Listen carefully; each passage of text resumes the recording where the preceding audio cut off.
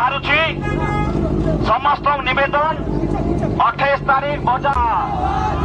अरे पॉल्यूशन नारे अत्याचार चढ़िबो नाही अरे पॉल्यूशन नारे अत्याचार चढ़िबो नाही इनकलाब जिंदाबाद पॉल्यूशन नारे अत्याचार बंद करो नवनिर्माण युवा छात्र संघ जिंदाबाद नवनिर्माण युवा छात्र संघ जिंदाबाद।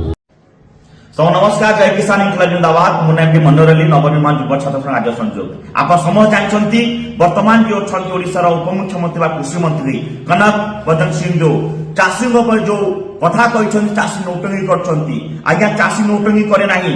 नौटंगी आपण सरकार करछंती आपण माने मिलर मानू पैसा नौ बटी नौ चांदा नौ जहा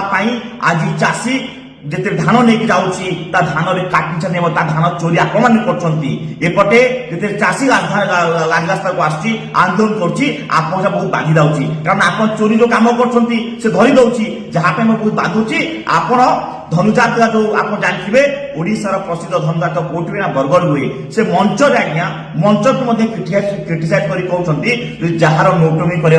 से मंच करने माने सब मंच को नौटंगी मंच आपण ये जो कथा कहते यथाशीघ्र क्षमा मांगी दिंतु तुमको रास्ता ठिया करूँ क्षमा मंगेबू।